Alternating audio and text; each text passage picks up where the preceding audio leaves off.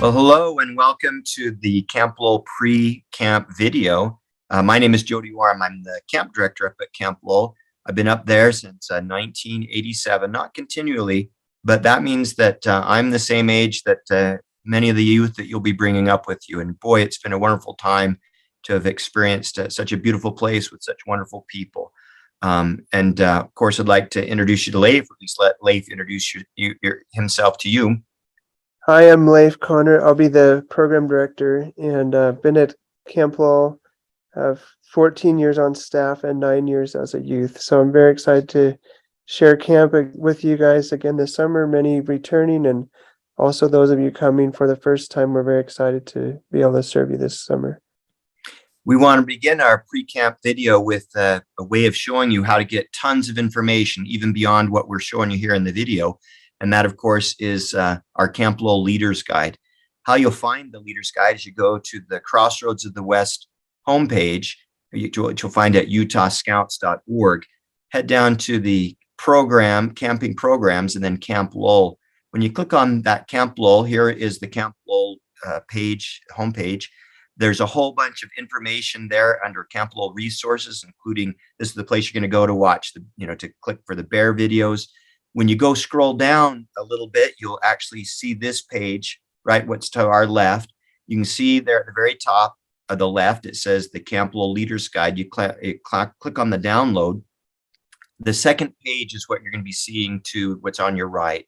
And the reason why I want to show this to you is there's tons of information of contact, both emails and phone numbers. So in the event that through this video and looking over the Leaders Guide, you still have questions, you can reach out to one of us, whoever is the most appropriate, and get your questions answered. How to get to Camp Loll? If you're going from Salt Lake, it's about almost 6-hour drive, and it's up through I-15 and then I-20 through Idaho. Most of that drive is going to be pretty familiar on the freeway, but as you get closer to camp, then you'll find the dirt road, and I'll show you that in just a minute. On this page you're also seeing here is a map of camp once you get there, which you can find in the Leaders Guide that Jody just mentioned, and also you can just download a map directly from the list of resources that's there as well, to see where your campsite will be once you get to camp. Once you get to Ashton, that's where the road slows down. Leaving Ashton, you'll be on a farm road that's a paved road for about 12 or 13 miles. And then you'll come to the dirt road that goes out into the Forest Service. On the paved road out of Ashton, the speed limit is 40 miles an hour. And once you get to the Forest Service road, the dirt road, it's 25 miles an hour. And not only is it important for your safety and to obey the law to follow the speed limit, but also because we live with the neighbors in Ashton and also the other users of that Forest Service road, which includes other outfitters that use horses and wagons, and bicyclists that are using that road as part of their Continental Divide ride. So there really are a lot of people and others using the road. So the speed limit is very important. You'll drive down that road to the point where you think maybe you've gone too far. You probably have a little bit further to go until you see this sign that says Camp Loll 2, Crossroads of the West, and there'll be an arrow. That's what we call the 2-mile road turnoff. And that will lead you know that you'll be close to camp when you see that 2-mile road turnoff. When you come up on Monday, we'll have a staff member waiting down at where the pavement turns into the dirt road, which will help you know that you're on the right road even before you head out into the forest. When you get to Camp Loll, you'll be in the middle of the wilderness. There's one good way to see that is out there. We're in a dark sky area where there's no light pollution. We're 30 miles from the nearest town, and we're surrounded by wilderness in every direction. As you can see, it makes for a spectacular setting, but there's a lot that you need to consider about the location and as far as being safe. And I'm going to go back to Jody now to talk about arriving in camp and how that would work. Now, our program goes from Monday till Saturday, so we expect to see many of you on Monday, anytime after 9 a.m. Again, you can start to show up, and we'll start checking you in. The check-in procedure on Monday is you'll end up arriving. We have individuals that will help you get to your campsites. Almost all of our campsites are a very short walking distance from the parking lot. There's only a few campsites that allow vehicles to be parked very closely to that. But again, we'll help you get back into your campsites. There'll be staff members to help you, figure out where to put up your tents and et cetera as well. We'll ask that you send immediately an adult leader in to check in at the office. We give you a whole bunch of check-in information as well as get your physicals, so we can start going over them to ensure that we can have swim checks, which we'll do again in the early afternoon. And then merit badge classes will begin at 4:30, which we'll talk into greater detail here later on. Now, for those of you who might be coming a little further, Sunday arrival is possible. Just make sure that you plan your trip. Again, as Leif talked about the driving directions, if you have the ability to be able to plan on arriving in camp any time between 2:00 p.m. and 5 p.m. on Sunday, we'll have individuals there ready to help you get checked in, move in, the same things that we're doing for groups on Monday. Be aware, however, that our Sunday arrivals, you want to be providing your own food for your Sunday dinner, your Monday breakfast and lunch. We will have commissary all ready to go for you there for dinner on Monday. Please be mindful, as we prepare the menus for you on commissary, that we do live in bear country. And being in bear country, you need to make sure that as you prepare your menus, you're thinking about the bears. You'll need to make sure that food is stored at your vehicles in the island of the parking lot, and it's brought one meal at a time, the way you'll do on commissary, to be prepared. Also, as you're preparing your meals, be mindful of, when you live in bear country, to avoid food and menus that provide a lot of waste by the time you're done, like rinds to fruit or corn cobs. Foods that produce a lot of grease or smells that might be attractive to bears. Again, we want to make sure that we take care of the wildlife and the bears included as we plan. But again, Sunday arrival is totally available to groups coming for long distances. We just ask that you do reach out through my contact, let us know you're coming, so we're prepared to see your arrival between 2 and 5 on Sunday. Now, we already mentioned the parking of the upper and lower parking lot. Let me explain a little bit in greater detail about how that ends up working.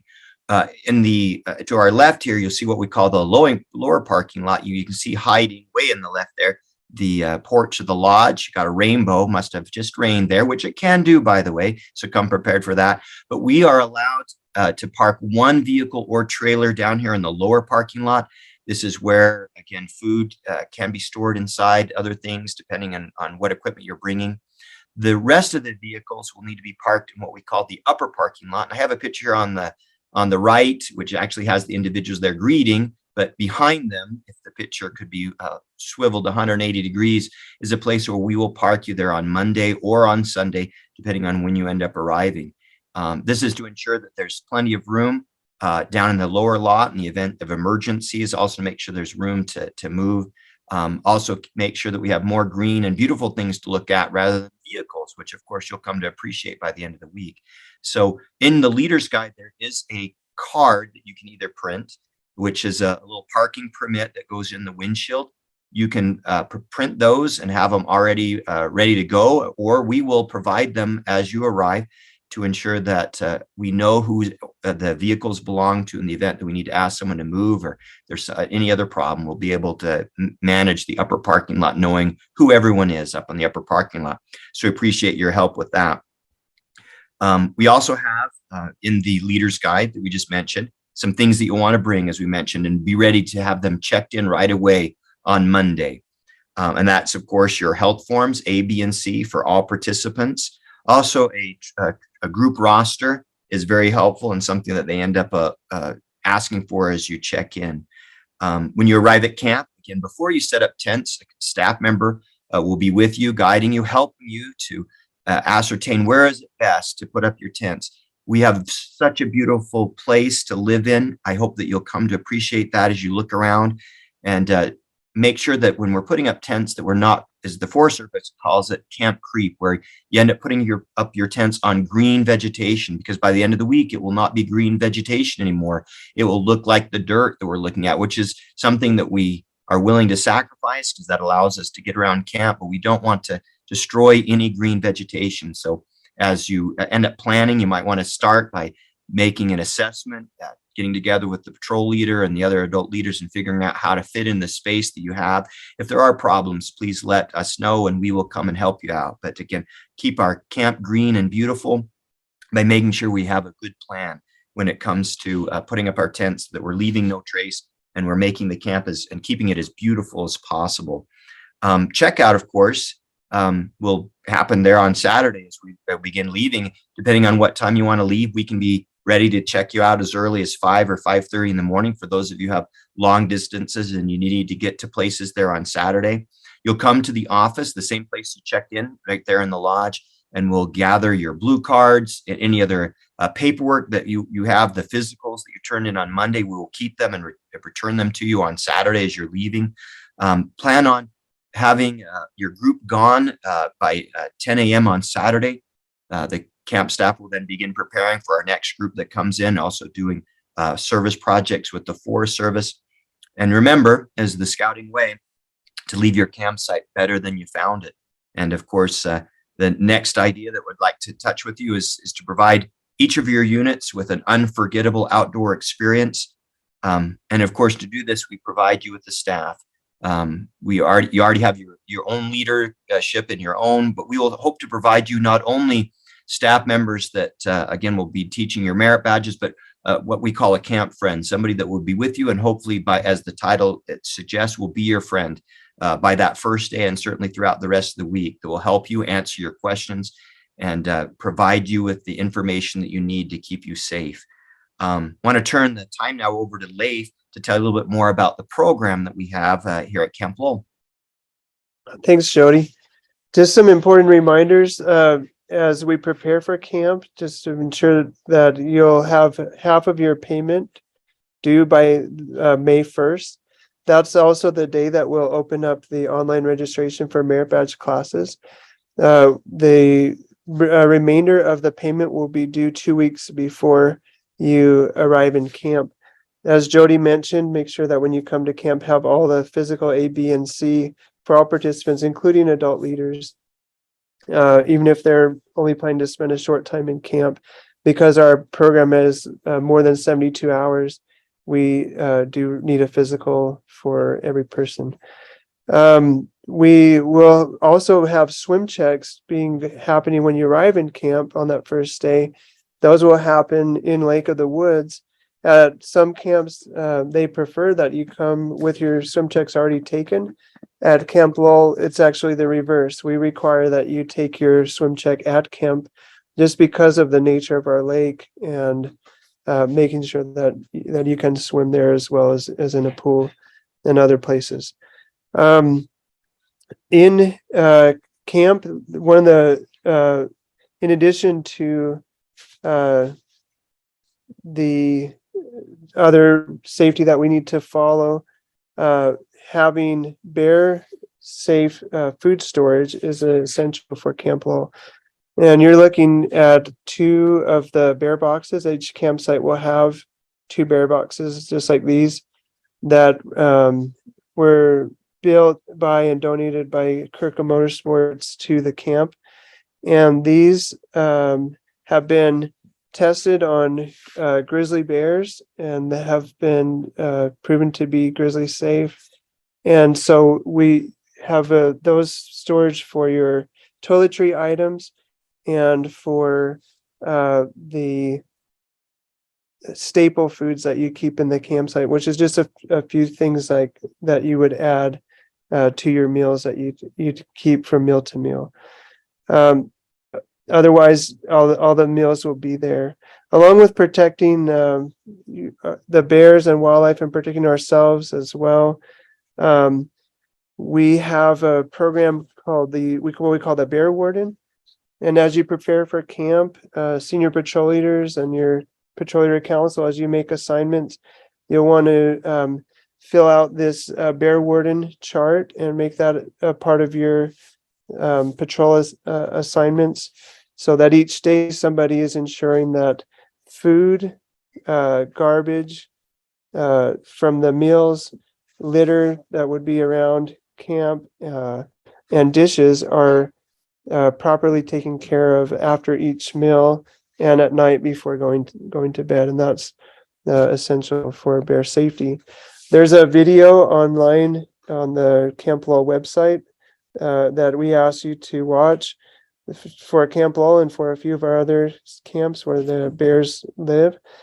And we ask that you watch this a few weeks before camp. If you watch it too soon, then those things will probably be forgotten. So watch it within a few weeks of coming to camp, so it'll be fresh in your mind. And this talks about living in bear country, but also what to do if you encounter a bear and different types of bear encounters that you might experience. Here's a suggested packing list, and we'll have a version of this on the website as well. In here, we tell you which equipment we provide, which equipment you'd want to bring for the troop or patrol, and some suggestion for individual packing lists. As you can see, the camping takes place, the cooking takes place inside the campsite. We provide these, the white shade structure that's above this cooking area is provided there. It will be in the campsite when you arrive. But the other things that you see in this picture are things that this troop brought: the cooking equipment, the table, the propane fuel for their cooking, and those things are things that they brought. As if you'd like to, I guess I should say a couple of things also on here just to point out. Prescription medications, something you should bring. Make sure to bring those.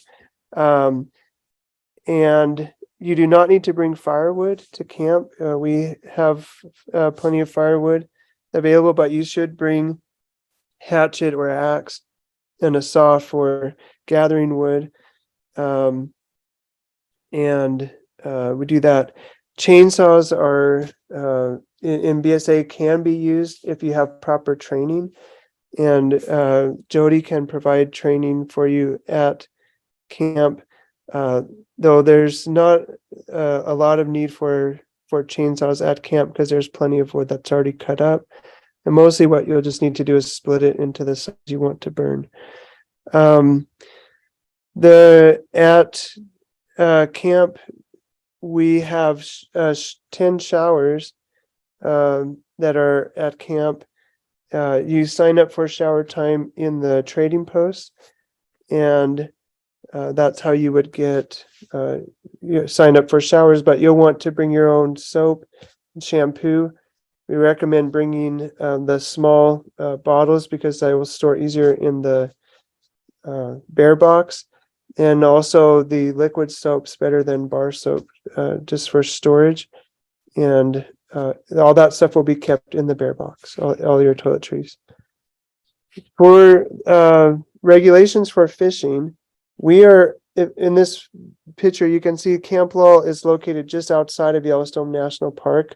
And on hike day, we have the opportunity to hike into Yellowstone. So that provides 2 fishing opportunities for scouts and leaders at camp. One is at Lake of the Woods, which is at Camp Loll, which is in the state of Wyoming. So you would need a Wyoming fishing license to fish at camp. You would need a Yellowstone fishing permit to fish at Beulah Lake, which is our recommended fishing spot in Yellowstone. And Beulah Lake has a great opportunity for you to catch Yellowstone cutthroat trout. At Camp Loll at Lake of the Woods, we have rainbow trout. This information here is for the Wyoming license. You can go to the Wyoming Game and Fish website and you can purchase a license. If you are under the age of 18 and over the age of 14, you can buy a 12-month fishing license for $15. And you would also need to purchase a conservation stamp. That's $21.50. If you are over the age of 18, then you have an option of buying a week a 5-day fishing license for $56. Everyone would need a conservation stamp who needs a license, but anyone under the age of 14 does not need to have a license. And we'll have a staff member at camp with a license who can take scouts that are under the age of 14 fishing with them at camp. If you're going fishing in Yellowstone, the permit is for anyone age 16 and older. And you can get a 3-day permit is the minimum that they provide, and that's for $40. And you buy those through recreation.gov, but on the website here, you'll for Yellowstone fishing information, you'll be able to find the link to buy those permits. Anyone that's under 15 would need to be with someone who has a valid permit. So at least one adult would need to get a permit if the youth are planning to fish in Yellowstone. This is our week at a glance. And so as you can see, program starts, as Jody mentioned, Monday afternoon. We start swim checks in the late morning, and those will go up until the early afternoon, around 4 o'clock, when we get ready to start our merit badge classes. During the intervening time, we'll be checking in, setting up camp, taking a tour of camp, and getting information that you would need there. And then we have throughout the week merit badge classes every morning, and we have free time in the afternoons. We have a hike day, which would either be Wednesday or Thursday, and we'll explain that in just a minute how that works. Then we have evening program activities, and those are really exciting. We have a campfire on Monday night and Friday night provided by the staff up at the Campfire Bowl. On Wednesday night, the scouts will get to put on their campfires program. So that's where they should prepare a song, run on, and a skit to share with the other troops in their commissioner area. We call that the commissioner campfire. On Tuesday night, we have a troop and intertroop activity night. And this is a night where we've had troops over the years ask for more time in the program to do something as a troop or to do something with another troop. So this will take a little bit of preparation to planning for how you can spend that time safely. But you'll have your troop friends with you, and there will be opportunities for you to participate in activities with neighboring troops as well. We definitely encourage that. And then we will have the Fellowship of the West ceremony, which at Camp Loll we also refer to as Fellowship of the West, and we will be having that induction for the guides that night as an evening program, and that's for the senior patrol leaders. And then Thursday night is our Highland Games, and that's where we have the camp-wide games and the honor, followed by the honor trail. So we've got all those great activities throughout the merit badge classes throughout the day. There's a list on the leader's guide that you can find of the times that those merit badges are offered and which classes are being offered. You can sign up for these before camp.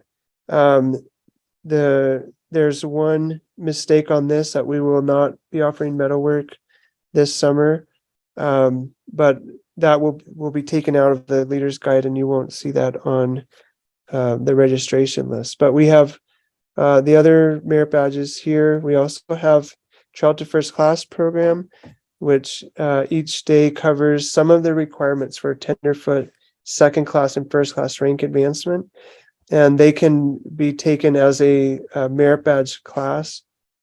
It can also be done during free time. The ACE program can also be done, which is Advanced Camping Experience for scouts that are 14 and older. They can take that in place of merit badge classes and do morning activities. That would include climbing and rappelling at Kehoe. They would also include canoe trips around the lake and service projects for the camp. A big service conservation project that they do on Friday. And then there's also ACE activities during free time. We have some merit badges that are offered only during free time. basketry, bird study, geology, soil water conservation, and weather, you can take those merit badges in addition to any of the merit badges offered in nature, scoutcraft, and handicraft. Also, sports, personal fitness, and orienteering are offered during free time. Waterfront, rifles, and archery merit badges are not offered during free time because those program areas are open for the use during free time. I did mention in the morning we have campsite inspections. That's a great program that you'll participate in before flag stories. And here's a picture that lets you see both the campsite inspection, but also what the setup of a campsite is like. And you can see we have the benches around surrounding a fire pit. Picnic tables are the kind of rustic type that we have at camp, and the shade structure that's there. Throughout the free time, we have, in addition to the merit badges that we mentioned and Trial the First Class and ACE, we have the ranges will be open, rifle and archery range. When you come to camp, you'll be given a card that gives you 20 shots at the rifle range and 4 targets. You can shoot at the archery range as much as you like. That's open, and there's no charge for using the archery range. Also, the waterfront has swimming, boating activities, and including mile swim and lots of fun activities. Rappelling we have going on throughout the afternoon for second year campers. And we also have the climbing, and climbing class can go up during free time to work on their merit badge. We have kayaking and canoeing, rowboats, sailboats, and catamarans for the ACE program. We have the polar bear that you can see these brave youth sitting in the Polar Bear Springs for 10 seconds to participate in the Polar Bear Springs. We also have the opportunity for you to participate in service projects during the afternoon and conservation projects to help to gain experience, and also helps with rank advancement and camping merit badge requirements and other things that you would use conservation projects for, as also an opportunity to grow.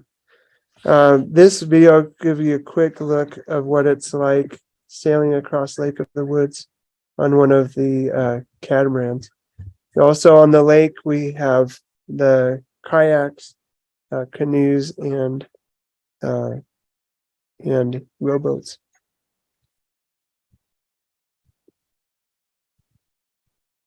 Hike day at camp is divided into 2 days. So there, Wednesday hike day will be all the side of camp from Neighborsay over to Lemhi.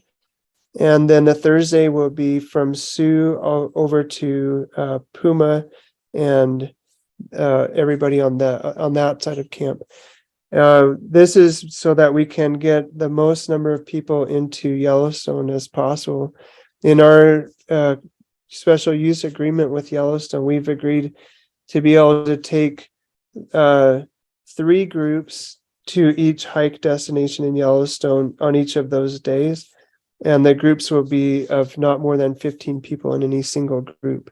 And so having the 2 hike days allows us to accommodate for those. This is a list of our hike destinations. 3 of these hikes are destinations in Yellowstone National Park. That's Union Falls, Terrace Falls, and Beulah Lake. Survey Peaks destination is in Grand Teton National Park. And it's a hike through the Jedi Smith Wilderness into Grand Teton National Park. The Heritage Hike and Grassy Lake Dam Hike will take you through the Grand Targhee, Caribou Targhee National Forest. And Grassy Lake Dam Hike also goes through the corner of Yellowstone National Park. But because it doesn't have a destination in the park, we have no limit on the number of groups that can take that hike, though we still have to work out with group sizes. And we'll give you more training on that at camp and help you make all the accommodations and arrangements you need to make that successful. We actually even encourage that as you come in our roundtable on Tuesday, like I said, to get a decision from you then. So don't feel like you have to know even now exactly what you want to do on all those hikes. We'll provide you plenty of opportunities to figure that out.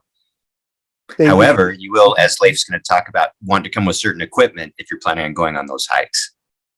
Thanks, Jody. And hikes to Union Falls, Grassy Lake Dam, and Heritage Hike require you to cross over these river crossings.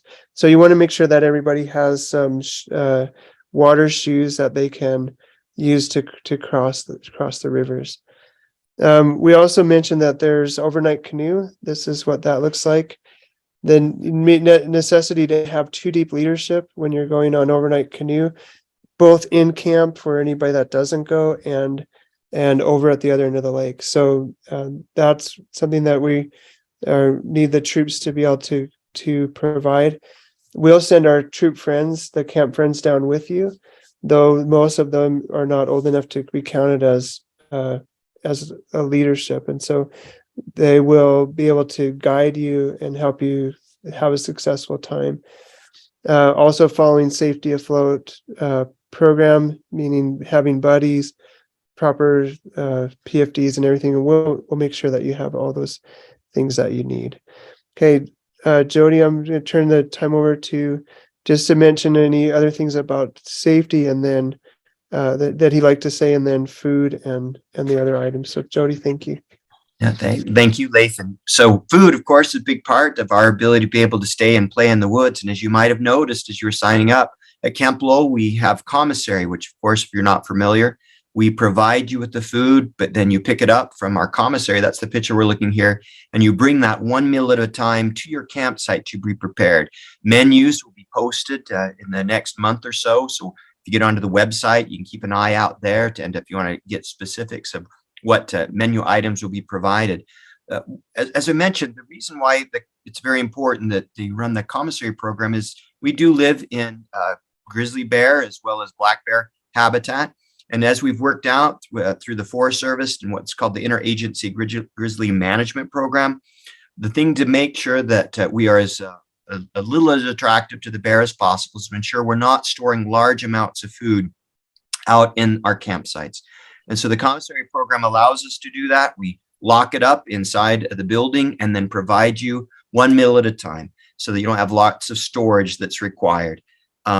We have a great relationship with the Forest Service and with the Park Services. And again, have a great relationship with our bears, which means they don't come into camp very often, which we like the very best. And that's because we keep a clean camp. We make sure that all food is properly stored at all times, and we minimize that storage by providing you 1 meal at a time.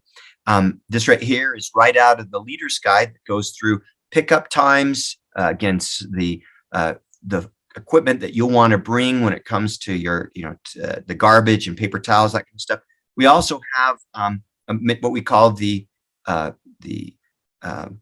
staples, that things that we provide, and you'll end up bringing those containers back to us to be refilled. Plenty of peanut butter and jelly and sandwiches in the event that you need to fill the cracks, as we used to say, between meals. But it's our goal to provide you an excellent commissary program. If you have any questions or concerns, please let us know so we can get them fixed. We know that many of you might have individuals that have dietary restrictions or even allergies. We want to be made aware of those things so that we can help to accommodate. You'll notice here over on the left, at the very bottom, is a link, a website that you can type in. And as soon as you know you have a participant that is coming that has food allergies or dietary restrictions, please log on to that and let us know so we can be prepared. It's the sooner the better, of course, but certainly 2 weeks before your arrival is when we need to know. Because of our location, it does take a little bit for us to get our food orders in and get prepared. And so being aware that you're coming and the dietary restrictions and allergies you have is very important to us. As you can see down there, we can accommodate vegetarian diets and vegan diets, allergies to nuts, dairy, egg, and wheat. And we do substitutions for courses for vegetarians and vegans. We can't accommodate due to the places we're at, soy allergies or other allergies that are not listed. Please reach out through the link there and let us know. We'll get a hold of you in the event that there's any questions that we have due to the dietary restrictions or allergies that you have in your group. Again, let's keep everybody well fed and safe while they're there in the woods. Speaking of that, this is the web page that you'll go when you click on that. It begins with a series of questions that will go onto a Google Doc that will be able to make contact with you. again, as soon as you can, get on there and get that filled out once you know you have someone that's coming that has those needs. We also, of course, want to keep you safe in other ways as well. As we're looking at the beautiful Lake of the Woods there at our campfire bowl. This is a place that, as Leif mentions, we have at least 2 opportunities where we'll sit up on this beautiful overlook of our beautiful Lake of the Woods. We have not only food safety items that we want you to be considering, but other things that we'd ask you to go over with everybody. Please remind everybody not to climb trees. You can see how many we have. You fall out of a tree, or you fall out of the cliff. The ending is pretty much the same. And to remind individuals to keep themselves safe by staying out of the trees. Hammocks, again, are very popular. We'd remind you that while in our woods, due to the fact that our campsites are used quite heavily during the weeks that we are there, we'd ask you not come planning with tying any hammocks into the trees that are located in the campsite. Please come prepared with your own hammock stands, or give us an opportunity to serve you by providing and building something to make sure that the trees remain healthy and safe, and mainly so we're not putting hammocks back into the woods and creating trails and smashing down the greenery and increasing what we call that camp creep. Give us a chance to get you some help if you have some need when you get those hammocks, if you're bringing them. As was already mentioned before, on the website, there is a bear safety video that you want to watch. I already talked about allergies as well. Again, let us know about that. If there's fire restrictions, we will let you know through the website. In the many years that I've been up at camp, there has been not a time that I've been up there, even during the fires of '88.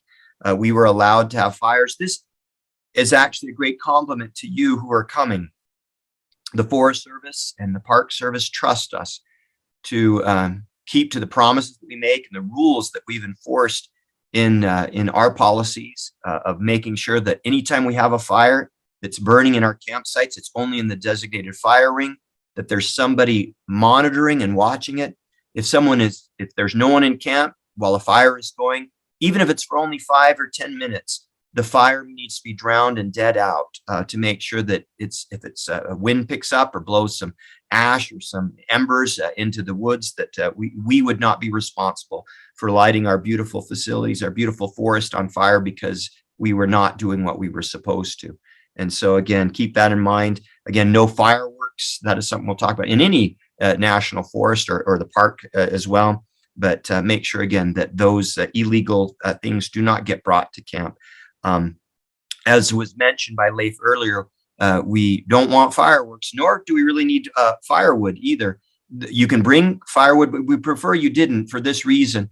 As wood ends up being transported from one area to the other, insects and other hazards end up being brought in. And so we have so much wood that it's probably not a good idea to use up your space hauling wood. As Leif already mentioned, bring some equipment to split. That's part of the wonderful activities of scouting, is providing. And as I'd also like to mention, a fire only needs to be used for ambiance, due to the fact that we will be burning all of our garbage in our incinerator, which when we get there, we will explain how we take care of all of our garbage. But for ambiance and on a rainy day, a fire is really nice, but as you wish, being your program there, but there's plenty of firewood there. But what there isn't there, a lot of firewood, but not a lot of opportunities to be able to make contact with the outside world. As you might have noticed from the maps that we showed you earlier, we are deep within the heart of this beautiful wilderness, tucked in between Yellowstone National Park and Grand Teton National Park. Not a lot of cell service with your phones. There is minimal cell service up in what we call the upper parking lot, if you have the right cell phone providers. We do, however, have provided by our council a Starlink that hooks there to the satellites up in space. And if you have needs to get onto that, you will not be able to make calls unless you're able to turn your cell phone into the ability of being able to make a call over web. I think it's IP protocol. Web call is what it would be. Certainly text messaging and emails work very well. You have to be pretty close to the lodge in order to make that work. And if we have many adult leaders trying to get on that at the same time, sometimes the the signal does not become as reliable as at times when not so many people are on, but do know that it's there for emergencies in the event that you need it. Also, contact for questions, as we ended up talking about earlier. If you have any questions that we've not covered or you do not find in the Leader's Guide, please reach out to Leif or I. Our information, of course, in that first page there at the Leader's Guide on the website. Looking forward so much to seeing you guys at camp. And I'll let Leif talk a little about the best thing that we have to offer here at camp, besides the beautiful facility, the meals. It's the individuals you're looking at there. Well, Jody, thank you. And along with Jody, we're just very excited to be at camp with you again this summer. This is a picture of our parade grounds, and you can see all the troops gathered there, and soon you'll be standing there among your new friends. We have lots of recognition things that we'll offer to you at camp. We'll have a camp patch, and along with the camp patch, there will be a program where they can earn beads for different activities they can attach to their patch. We have a new program this year, which is going to be happening at all the scout camps in our council, which is called the Fellowship of the West program, which is will be an exciting opportunity for you to earn recognition for returning to camp. And this year we'll all be first year participants in this new fellowship as we move ahead and forge new traditions in our council. We will have a bull moose ribbon that we can offer to your troop. That's something you can earn throughout the week by participating in activities together as a troop and individual accomplishment. We have training for adult leaders that we can give you throughout the week. As I mentioned, Jody can train you to chainsaw safety. You can be trained in safe swim defense and safety afloat. You can be trained in leave no trace camping and trek safely. And you can also be trained in climb on safely program if you'd like to have training. You have the opportunity to go to the ranges with the ammunition provided for you as you get started, and the opportunity to purchase more ammunition to suit your needs and desires there at camp. You have the bear boxes, the showers, the food service, and garbage disposal. Somebody that twice every day will burn all the garbage in camp. It's a really great service to us, and you'll probably most of the time not even notice it. We have medical staff that are highly trained and qualified, experienced to be able to provide for our safety and in case of an emergency. And above all, the thing that we provide is this camp staff. And this is a camp staff that's made up of some great role models for your troop. We do our best to hire the young people that, as Jody and I like to say, the people that we hire are the people that the scouts' mothers will want their kids to grow up to become. And we hope that many of your scouts will look at these staff as role models of and examples of scouting, and will want to emulate and we hope even join them in the years to come, working as part of the staff providing the program and service through scouting. So we look forward to seeing you soon. And I guess that's all I have, Jody. And thank you very much. Look forward to seeing you. And it won't be very many months before we'll be, as Leif said, on those parade grounds face to face, making memories we hope that last a lifetime. And again, any questions, please feel free to reach out. Look forward to serving you and reinforcing our scouting values together. Thank you so much for watching our pre-camp video.